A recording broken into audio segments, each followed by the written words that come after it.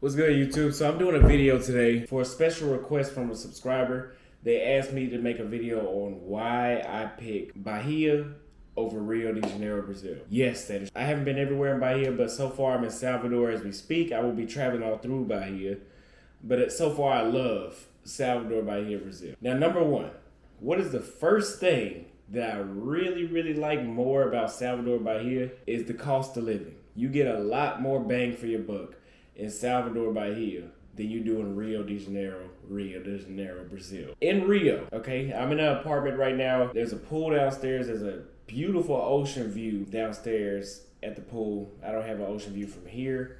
I just have a view of the pool, of the ocean. So I can see the ocean, but I can't see it as if it's like this big, nice hotel room. I am paying $700 a month right now for the Airbnb. So that means the owner is probably paying $400, $350 a month in order for them to basically rent the space out, maybe even up to $500. Either way it goes, it's cheap. In Rio de Janeiro, Brazil, what would it cost for you to have a view of Copacabana Beach? At least $1,200 US, not $500. At least $2,000 a month on Airbnb, or let's say around $1,700, $1,800. So you get more bang for your buck. My average meal around here, if I eat at if I don't eat at a super fancy restaurant, is gonna be about $5, $6. In Rio and Copacabana, and that's in the tour. I'm staying in the tour zone, and it's $5, $6. In the tour zone in Rio de Janeiro, Brazil, like Copacabana, Leblon, or Ipanema, you're paying minimum $10, $20, sometimes $25 per meal in Rio. So that's that. As far as cost of living, you get a lot more bang for your buck. Now the Ubers, they're pretty much about the same. But yeah, number two is the women. We all know if you follow me enough and you're not one of those stupid detractors that try to say I'm going overseas and not get non-black women, which if I wanted to, who cares? That's my choice. But I love black women to death. I love black women a lot. And they are flooded everywhere in Salvador. And I heard even the whole Bahia, but Salvador, Brazil. Salvador, Bahia, Brazil, there are plenty of black women everywhere. And they are a lot easier to deal with. They look a lot better. They're a lot healthier. They're just an overall better deal than what you would get in the States. Same in Rio. Difference is they make up the majority here in Salvador, Bahia, Brazil. So call it what you want. I don't care. The women here are better. They're more fit. They're better than the women in the States. But when it comes to Rio, there's a lot of black people in Rio, for sure. But there's nowhere near as many as there are in Salvador, Bahia, Brazil. Now, number three. What is the third thing I like about Salvador, Bahia, Brazil over Rio de Janeiro? This is a very important one. It is warm year round. So the last time I went to Rio before last week, I was in Rio in May for my birthday. I was there for 2 weeks in May, and it rained the entire first week, and it was cold. It was cool. It was probably like 60 degrees, which is cold for Rio. And combining that with the rain, it made it where you need to wear long sleeves and jeans. That same, when I realized after 3 or 4 days of it raining, I realized it was gonna go on about a whole week. I said, why don't we just fly out to Salvador? It was 85 degrees in May in Salvador, but here it's 60 degrees in Rio. 85 degrees and hot out here in Salvador, while it was 60 degrees in Rio. So it's kind of like Miami, right? Miami is warm pretty much year-round at best from what I've seen. I've never lived in Miami, but at best from what I've seen, people wear a windbreaker at the most. I've never seen anybody in a fur coat in Miami. And I don't even think it gets cold enough here in Salvador for you to wear a windbreaker. I don't think it gets that cold. But I'll be living here now, so I'll be able to tell you firsthand what it's really like. But yeah, I was just in Rio last week. At nighttime, there was a little breeze, and it was kind of cool. You may have shivered a little bit. But here, it's the perfect breeze. Like, it's literally shorts, and it just feels like you just want to sit on your patio all night and just enjoy the breeze. That's what it's like.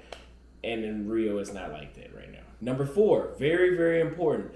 Less American tourists. It's just me and vibing with Fred out here, as far as I know. I know there's some other people out here that are American tourists, but I don't know them. There's not a lot of content creators out here. It's just us two out here right now. And there's another American guy that knows me and vibing with Fred through YouTube. But other than that, I haven't bumped into one other American. Not one other American. In Rio is not like Medellin, where Medellin, you're bumping left and right. Thailand, you're bumping left and right in the Americans, but Rio, not so much. You're gonna bump into some Americans in Rio, but not like those other cities. But Salvador, it almost seems like I'm in a small town because English does not get you anywhere here. Just for the most part, English is not going to get you anywhere. It's not a big tourist zone. The tourism is heavily focused in Rio de Janeiro, Brazil, and then Sao Paulo. There's a reason Salvador is not highlighted on the map, and it's also the blackest city in the country. I believe it's even the blackest city in the world outside of Africa. So put two and two together. Speaking of it being the blackest city in the world, I blend in even more. I blend in Rio. There's plenty of black people in Rio. There's plenty of black and brown people.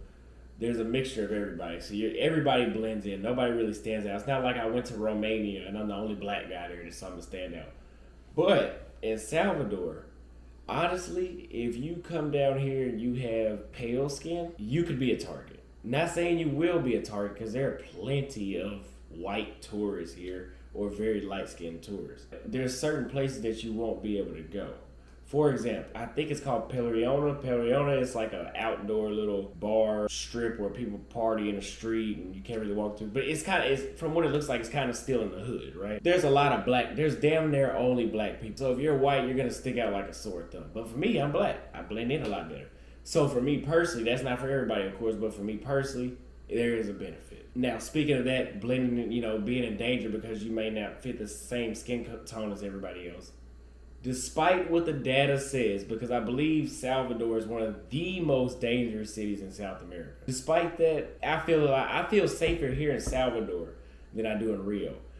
Walking through Copacabana late at night, 1, 2, 3 o'clock in the morning, there are a lot of shady, weird, creepy people that look like they rob you. It doesn't seem safe walking around the tourist zone and the non-tourist zones at nighttime in Rio. Walking around Salvador, Bahia at 2 or 3 o'clock in the morning, there's nobody outside. There's nobody else. There's not a bunch of creepy. It's just nowhere near as dangerous. And the people are out all night. People are out partying out. I've been here almost a week now. All 4 days I've been here.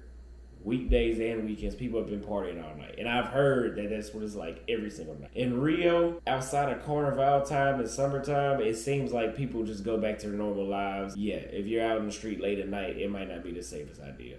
But guys, that's my reason why I like Salvador, Bahia, Brazil over Rio de Janeiro. I've only been to Rio and Salvador. I'll be going to Sao Paulo next, but I really feel like Salvador is where my heart is supposed to be at for a while. Brazil in general was where my heart was supposed to be. And I say that because you may have thought it was real before, but the minute I touched down in Sao Paulo, I was a changed man when I got back from Thailand. When I touched down in Sao Paulo and I had never been there, just the energy in Brazil itself changed me. Then when I got to Rio, it got even better because I was familiar with that.